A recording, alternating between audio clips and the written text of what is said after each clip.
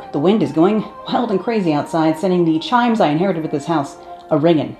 Hello there, and welcome back to The Closet Historian, and back to my sewing parlor for another project. And as I attempt to return to some sense of normalcy after pulling plywood up off the floor and painting for days on end, I'm excited to get back to something a little bit more simple and easy to construct. And I also felt like after all the iridescent brocade and sequining I did earlier in the year, it was time to make something a little bit more daywear friendly. But seeing as I don't have a ton of modifications to make to my basic blocks today, let's go ahead and dive on in. This thing.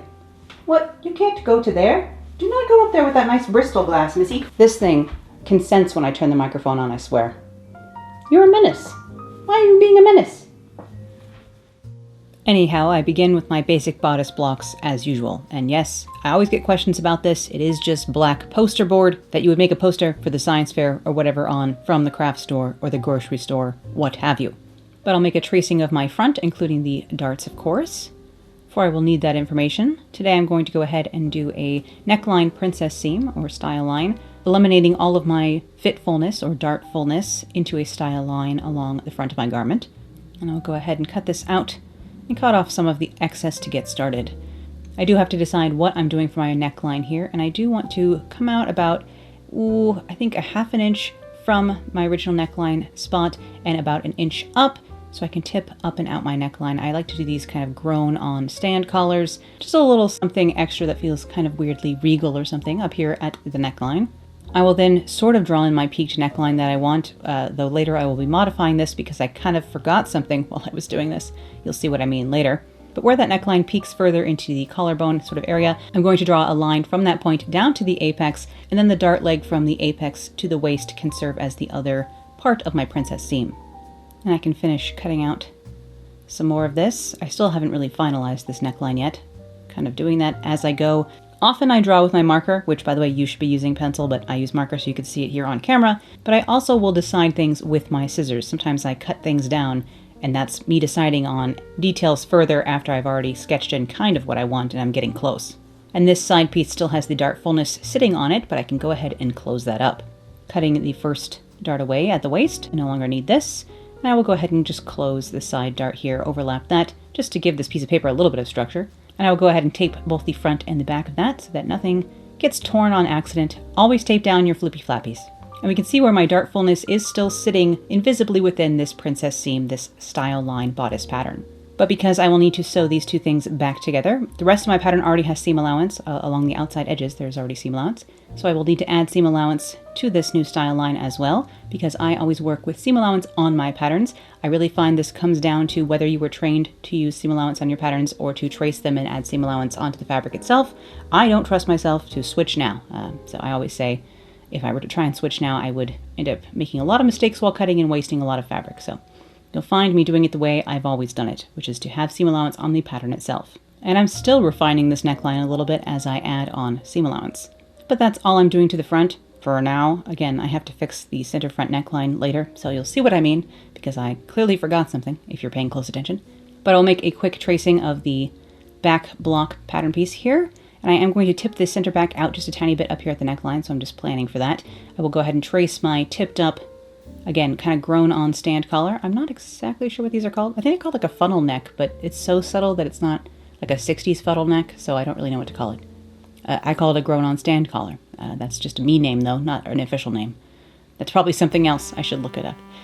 Oh well. But I'm just going to tip this out an additional 1/4 of an inch, and that tapers into the center back at about 4 inches down the line here from my neck. This is just to give me a little bit more room at the back of the neck, which protrudes more than you would think, especially if you have terrible posture and you're getting older like me.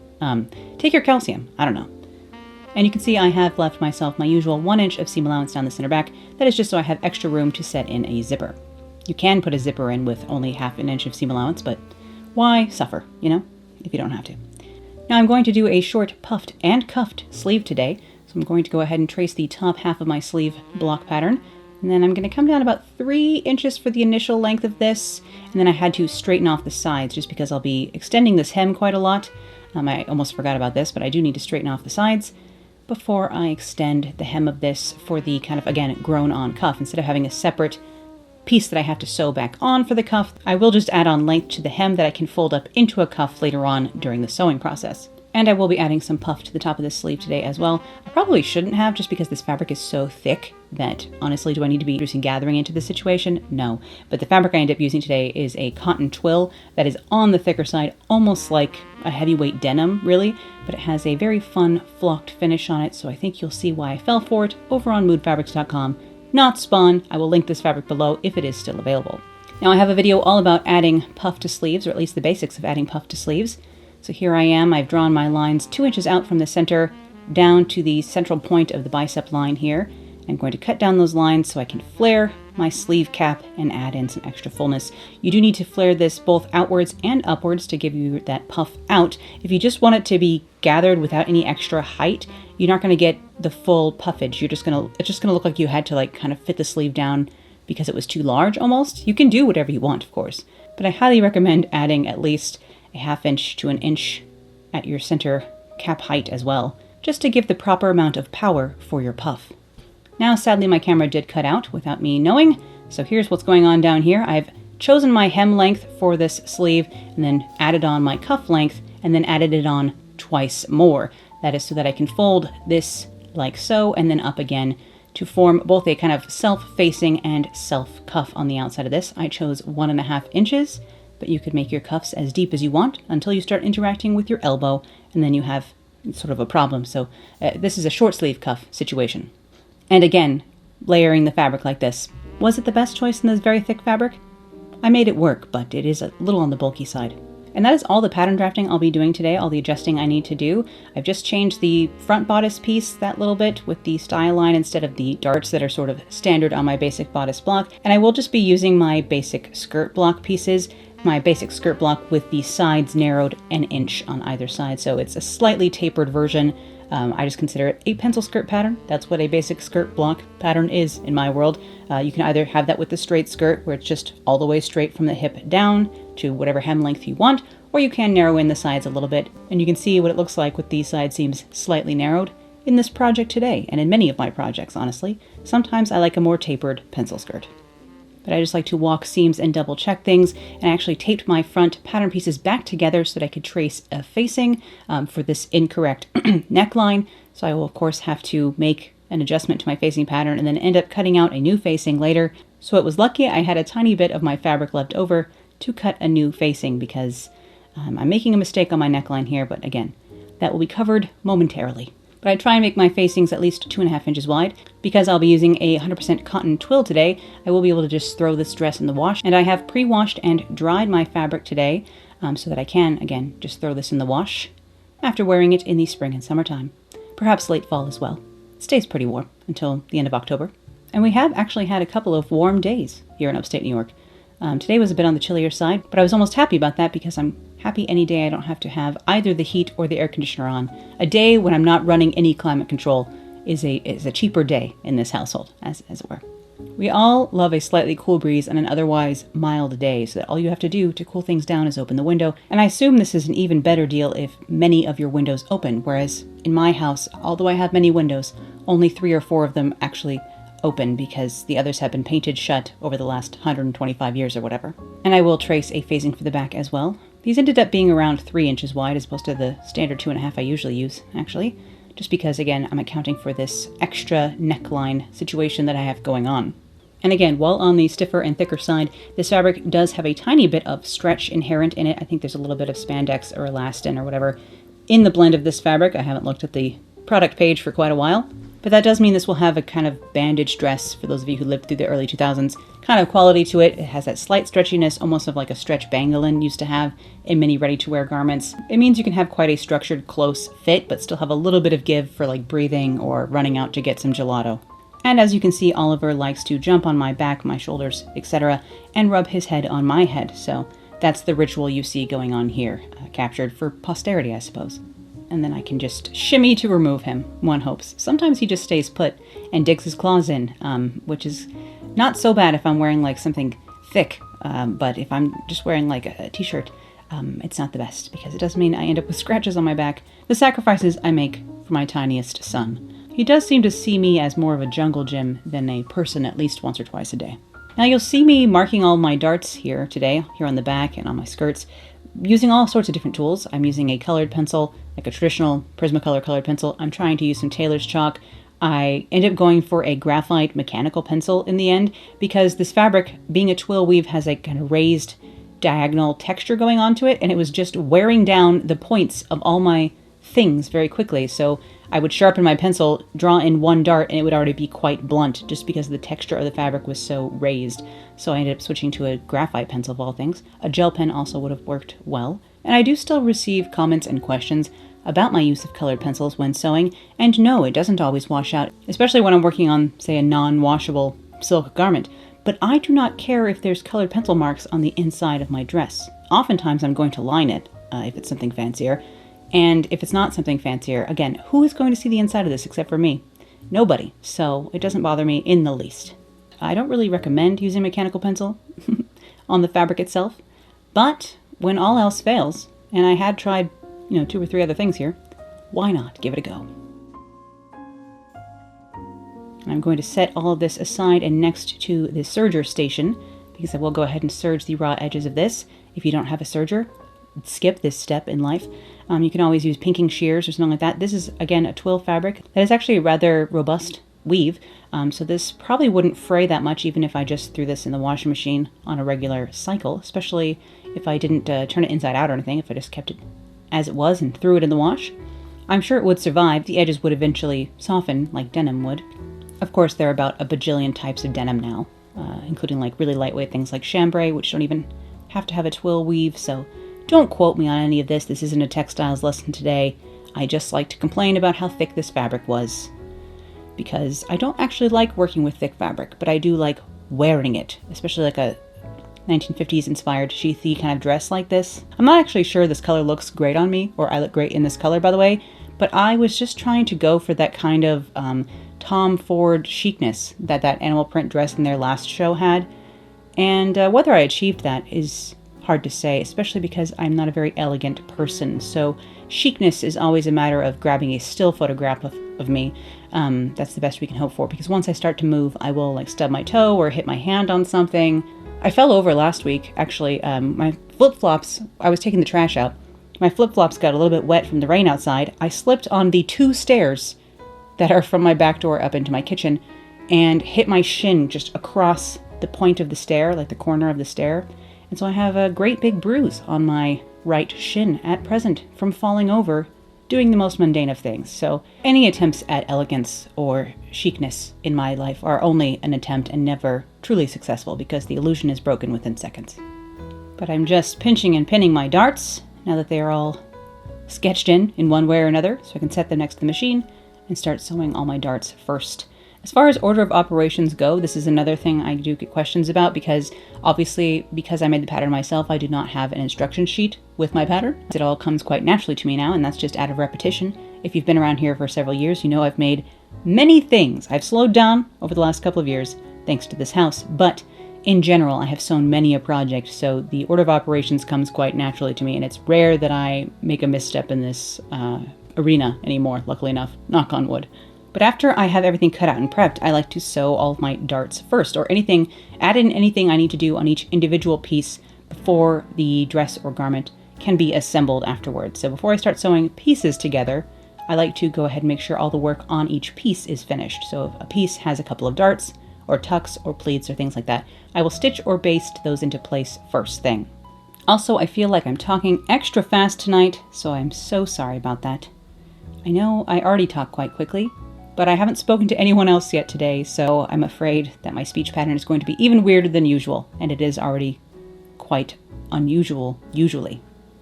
Also, I was having some trouble with my thread jumping around over here today, and you may think I really need to get one of those spool converter thingies to work with my cross woven threads like Gutermann, and that's actually why my machine was acting up, because I had put one on here, and for the last thing I sewed, it worked perfectly, and then with this particular spool of thread, my machine just wanted it without the spool converter. So I took the little spool thingy off and went back to just a vertical spool pin, and it worked just fine even though it was a Gutermann thread. Riddle me this one. The machine decides on a project by project and spool by spool basis, but at least now I have an option for when it's misbehaving that I can make a switch. And while I'm over here at the machine, I will go ahead and put in my gathering stitching, just the largest stitch length, 2 rows of that. along my sleeve caps so that I can gather these puff sleeves down into place much further into this project. And this is where I realized, oh, you didn't cut the V into the center front of your neckline, you little goobin. Yeah, I mean, this might still be cute with the center just one point. It's kind of a Mugler-ish look, honestly. Not that this other neckline isn't. Both necklines would be rather a Mugler-ish touch. But this wasn't what I was going for in my initial idea, so let me go ahead and cut this in. That's the little peaked neckline I wanted. Silly me. Of course, the same thing needs to be done again to the facing, which kind of just messed things up because now the facing is too narrow down at the end of the V, and there wasn't going to be enough fabric there to lay nicely and tack down. It was probably going to flop around, so I ended up, because I had a little bit of fabric, cutting out a new facing because this is just a little short at the center of the V. But I will go ahead and press this center front where it was a little bit creased from earlier ironing of this fabric. And then I will pin my side front along the bust here. I did not even make notches on this princess seam, and this particular princess seam from the waist up through the apex into the neckline tends to be the easiest, in my opinion, to sew together, and it gives the same fit result as any other would, but it's quicker and easier. You don't really have to stretch and move things around as much, I find. I will also go ahead and press open the underarm of my sleeves that I had sewn here while I was over next to the machine, and I can press my darts for the skirt towards the center back or center front, center back in this case. I actually did end up moving one of these and pressing it towards the side just because things were getting so bulky when I was sewing the waist seam together later. So if you catch that, that's what happened there. Normally I press everything towards the centers, but where I had matched up the back bodice dart with the back skirt dart at the waist, it was so bulky that I was like, you know what, I'm just going to flip one of these skirt darts towards the side to keep things from getting truly out of hand. But once I have my darts pressed on the skirt fronts and backs, I can go ahead and line those up along the side seams and pin those in place.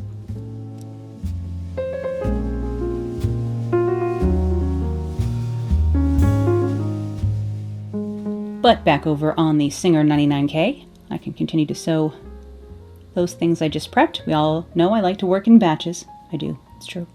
At least today I have something rather straightforward for you and for me, mostly just because I needed a quick turnaround project for my own mental stability, because I've been working on a lot of long-term projects this year, things that were fiddly and took a lot of time, so I wanted a nice, just, full 2 days and we're done project.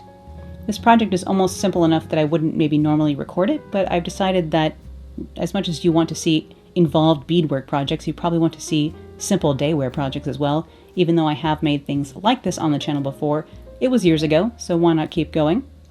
But I also sometimes like things that don't throw like a firework into the china cupboard, as it were, in my schedule and life in general.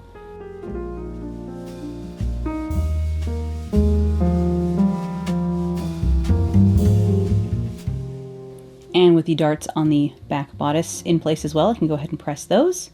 Of course, this being a cotton fabric, I mean, I don't think the flock is made of cotton, but maybe, no idea. The base fabric is at least a cotton. I can use a little bit of steam on this and have the iron pretty hot.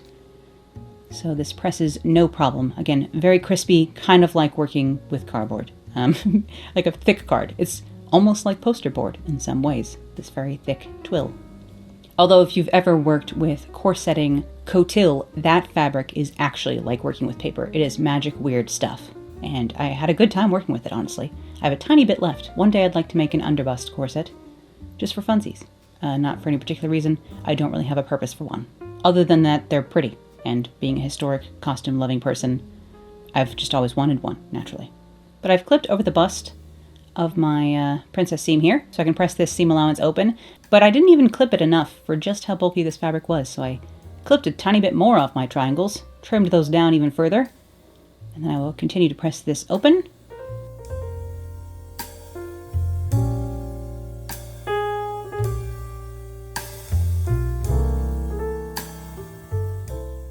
And I did decide to add in some top stitching along this seam, or either of these seams, I guess, on either side of either of these seams. Correct. So I just set the stitch length to about 10 stitches per inch on my machine. It doesn't have numbers, it has stitches per inch on this older machine. Luckily, this older machine does still have, well, a working Bakelite foot pedal, because that would be annoying at this point to get replaced, and also a reverse stitch knob on this, because some of the older Singers do not have the reverse stitch yet. That's part of the reason, part of how I know my machine is from the mid-1950s. The other being, of course, that you can look up the serial number of your particular machine if you have one of these cast iron Bodice. And this machine was made in 1955 in the Scottish Singer factory, so that's quite fun. But I'm just using the narrow side of my presser foot as a guide here to do a line of top stitching on either side of my pressed seam that will help keep my seam allowance in check on the inside so that things don't move around and become lumpy and bumpy and sad.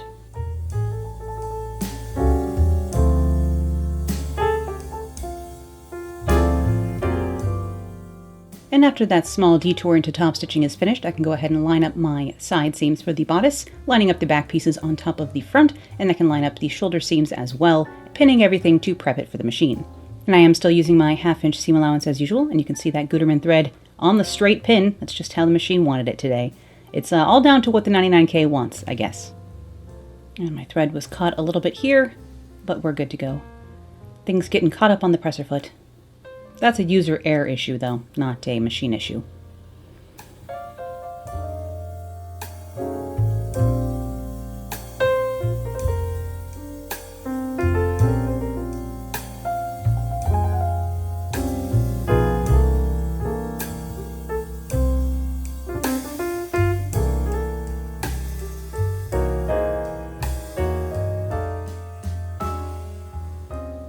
And I can go ahead and use my miniature ironing board here on top of the large ironing board and give those side seams and shoulder seams a press. Because there is a bit of a curve to this neckline, I do need to put a couple of snips into that curve, right where the shoulder seam meets the neck, just to facilitate the smoothing of that. And I'll need the same sort of prep for my facing as well when I line that up to finish off this neckline in a moment. And I even have the little tailor's clapper out to really give these a good smoosh, a real good flatten and smoothing session. Oof, my voice is still gravelly. It's the cold that will never end. What's that about? That's enough.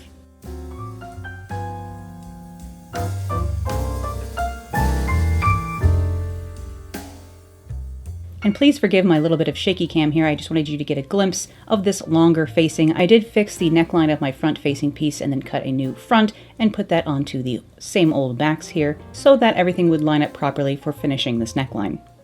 And to attach that facing, I will line up my shoulder seams first. It's a good point of reference for me. And easily pin out to the backs. That's the simple part. But making sure I have my points all present and correct here at the center front is a little bit trickier. And I actually did end up flipping this over and switching my pins to the other side because it was going to be easier for me to stitch it from the other side, from the inside, I guess. Just so while I was stitching these points, I could make sure that I was leaving the needle down along the seam that we had just top stitched along the front princess seam because I want the point to intersect with that exactly. Hopefully that makes any sense. Or at least will once you're watching me do it. And I did end up drawing my center V on here just so I didn't get lost. I always chicken out and become afraid that I'm going to somehow stitch outside of the invisible lines. Back over here on the machine, again with my 1/2 inch seam allowance, trying to remove my pins as I go, even though in this cotton twill it really won't affect things other than slightly dulling my needle, which of course is not necessarily ideal. But again, I'm making sure I'm turning this point right along that seam line, and then I can come around these other points, follow that V down to where it needs to be. I did reinforce that just a tiny bit. Be really careful though to not add extra stitches here because you will get a pucker right at that V. It's a balance, it's a balance. And then back up the other side, my little peaked neckline here. It's just a tiny bit more, I don't know, Halloween coated.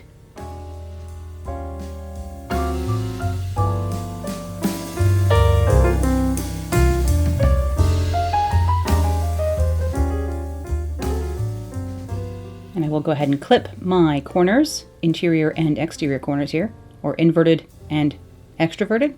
Clip away the excess, especially because this fabric is so bulky, and I also need to clip triangles out of my curves around the rest of the neckline as well. Then I can start pressing and manipulating my facing into place along the inside of my garment here, giving that plenty of steam to convince it to lay how I wish. With something like this, especially because I've already top stitched the front seams, you could easily top stitch this neckline down into place. You could try and do some understitching on something like this, but you could only get so far into those points along the front, but you could certainly stitch the back up to the kind of like side of the neckline if you wanted to. I did not bother in this case because I had full faith that this cotton was going to behave as I wished. And that's just a confidence built out of working with different textiles for so long and kind of learning how each behave And it's all down to not only the weight of the textile and the weave of the textile, but the fiber as well. So it's not something that I find easy to translate into a lesson, unfortunately.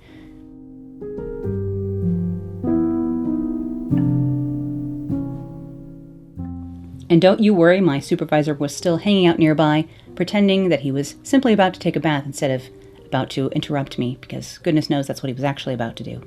But I'm going to go ahead and turn up my sleeve cuffs. These are going to be twice the width of my final cuff, if that makes any sense. And I will press these, but also I will put in a line of stitching that will not be seen once the cuffs are turned up and out again, just for the stability of the whole situation. Especially once I throw this into the wash, you want things to hold in place. Although doing something like this around the cuff of a sleeve is actually sort of annoying on the 99K, especially in this, again, chonky fabric, because unlike on a modern machine where you can kind of take part of the sewing, like plate, the surface of the sewing machine away down by the needle, I can't make this smaller to fit a cuff around it, so I have to just kind of finagle it myself. The one trade-off I have found in using an old cast iron Singer. But of course the consistency and overall loyalty of this machine otherwise makes the occasional fiddly nonsense worth it.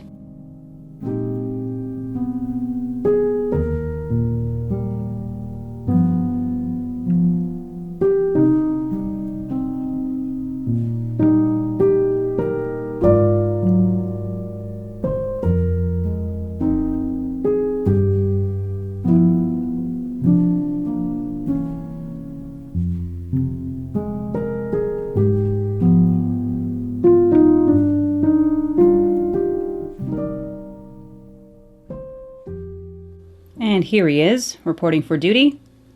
He did not stay distracted long. So he will get some kisses and hopefully, settle nearby, but not necessarily on top of what I'm working with. Thank you, buddy. I will go ahead and turn my sleeves right side out and turn these cuffs up to the actual width they are supposed to be, and just pin those into place for now. I will go ahead and invisibly tack these down, sort of baste them down to the underlayer of the sleeve so that these can stay in place. You could just press them if you wanted to change up your cuffs, I guess. But I will go ahead and stitch these into place later on when I'm hemming this dress. And I dare you for the next few minutes to not just watch Oliver fall asleep instead, because he's so cute back there. Just a little precious supervisor, inspecting everything as we go along. And since I already had this gathering stitching here in the sleeve caps, I can make sure I have a pin at my center so I don't get lost there. Just basically gathering this as much as I can, and if I need to pull any of this out later, I can do that to make things fit. But seeing as my bodice is otherwise finished, the neckline is now finished as well, I can go ahead and set my sleeves in before I sew the skirt onto the bodice. Not too many steps left now. Alright, let me go ahead and set this sleeve in, if Oliver allows. I will pin my underarm seam and side seam together first, and then the center of the sleeve cap and the shoulder seam next. I like to have some anchor points so I don't get lost when it comes to fitting these things down into place. And of course, a puff sleeve always offers a little bit of flexibility when it comes to setting in sleeves. That you don't otherwise have when you're trying to set a perfectly smooth sleeve head. That would be the most difficult thing to do. Whereas a puff sleeve gives you a little bit of extra shoulder width, which always helps with waist whittling illusions, and also is simply easier to set because there's plenty of finagling room. But once I have that pinned in place, I can take it over to the machine, and again, struggle with this very thick fabric. If anyone's keeping count, don't take a shot every time I mention that this fabric is very thick. Please. It's just like on the edge of an upholstery twill, I swear. I think it's supposed to be like for making jeans, like making pants or a jacket, but here I am making a sheath dress instead.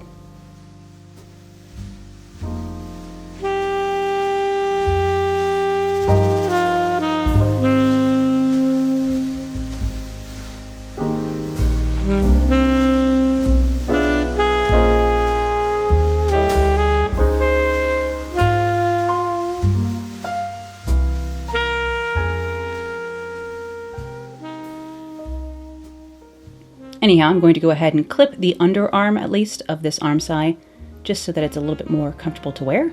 Then I will go ahead and stick my tailor's ham into the arm side and try and arrange things as much as possible so that I can have the seam allowance out into the sleeve itself as opposed to against the body on the bodice side of this seam. I'm trying to press everything out into the sleeve, especially up here atop the shoulder area, where that seam allowance almost helps hold the puff out. And I guess a puff sleeve isn't the most common thing on a 1950s dress, so we'll say this is an early 50s inspired dress, okay?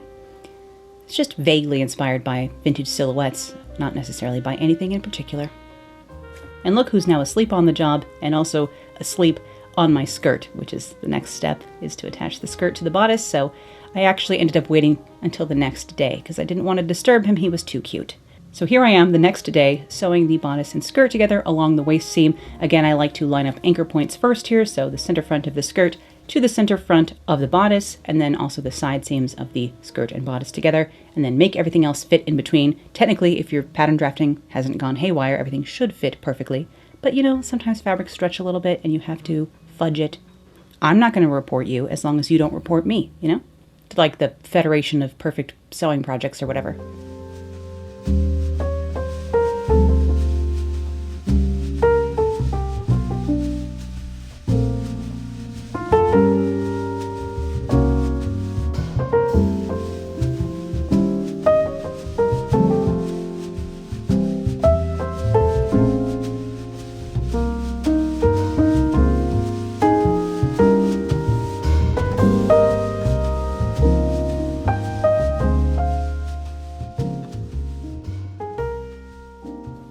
And with the two main components of my dress, bodice and skirt, sewn together here along the waist, you can finally see where I did flip one of those skirt darts, by the way. Pay attention to the bottom of the screen. I will go ahead and press that waist seam open, of course, and because this fabric has a little bit of stretch, is a little bit flexible despite its bulk, I didn't feel the need to put any clips in this waist seam despite the fact that it is slightly curved. I always say to err on the side of clipping your curves. However, once you get more familiar with textiles, you can really figure out whether or not it is absolutely necessary. And of course, if it is not, I do skip it for stability of the textile in the long run. I'm going to sew my center backs together below the zipper and above the slit here. So I was just measuring that with the zipper itself. I'm leaving myself a good 9 or 10 inches of slit from, I don't know, the back of my knee down to where the hem will be. I make my skirts quite long. I just think I like the proportions of it, I guess. But that is, of course, simply an opinion of mine, and does look better with high heels, which the older I get, the more painful high heels feel, which is such a shame because the higher the heel, the more elegant it looks. It's true. Unless you really can't walk in them, and then, again, elegance is thrown out the window. But I will go ahead and press open that back seam, and then press the rest of it open to that same 1 inch of seam allowance. I will be stitching in my zipper as a lapped zipper, as opposed to a centered or railroaded zipper. You'll also notice, watching my channel, that I never use invisible zippers, and that's just because I find them unreliable. I think they break more often than a regular zipper does, but this is just a regular nylon zipper from, again, Mood Fabrics, purchased at the same time to match this fabric, of course. But if you'd like to see how I stitch in my lapped zippers, I do have a video all about how I sew zippers, so I can link you over to that, but I will be switching over to a zipper foot over here on the machine to facilitate the whole shebang. And again, this is another one of those ones where some people put their zippers in before they sew their side seams, and this is why, because this is kind of a mess. But I know what's going on, and as long as you stay focused on just where the needle is going and nothing is getting caught underneath that, honestly, it comes out fine. I just like doing my zippers last, because after this hullabaloo, I like to be done. So some people do their zippers at a different step in the process, and there's nothing wrong with that. But it's like I always say, when it comes to sewing or any creative process, or most things, honestly, you do you. As long as you're not hurting anybody else, your order of operations is yours alone. But I will pin the other side down, overlap it, hence lapped zipper, and stitch that into place as well. Again, just letting the zipper foot right along the ridge of the zipper teeth that I can feel underneath even this chunkier fabric.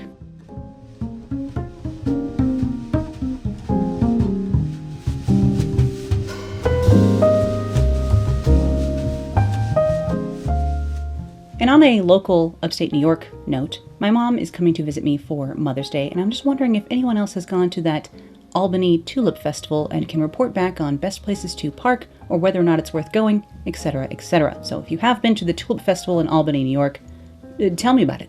But I am, of course, excited to see my mom, and I'm sure she's excited to see the cats. And then maybe also me, but the cats especially. And she has not seen my finished dining room or foyer yet, although there is a hole in the dining room ceiling now, due to a leak that happened in February, so she's not going to like seeing that, I know for sure.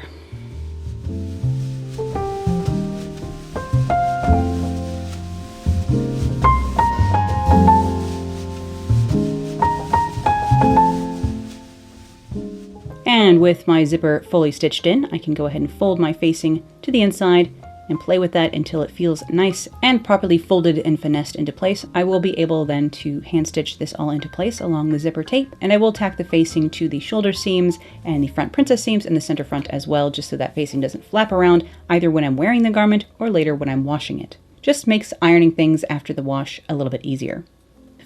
And I do apologize in advance for the modeling footage at the end of this video. I'm not used to filming during the daytime, and the lighting is a tiny bit blown out, just because the sun was still up, which I will try and avoid in the future for reasons that will become obvious.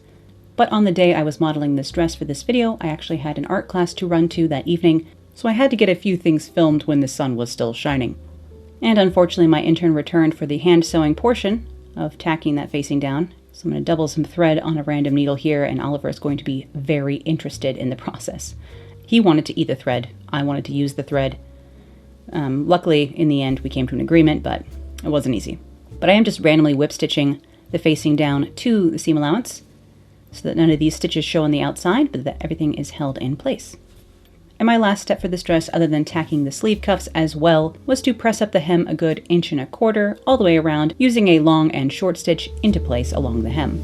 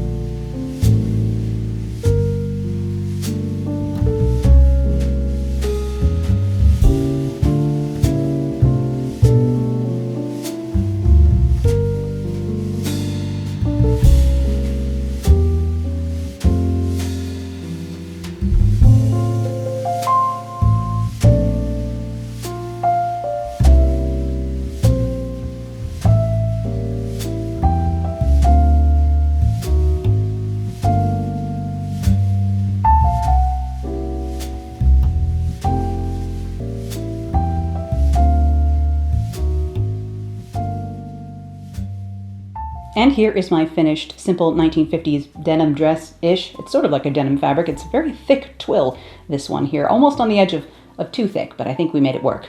I hope you enjoyed seeing how this project came together today, and thank you as always for watching. And an additional thank you to my patrons who make all of my work and these videos possible. And as always, I'll be back with more sewing, vintage fashion, costuming, crafting, and decorating real soon, so I'll see you then.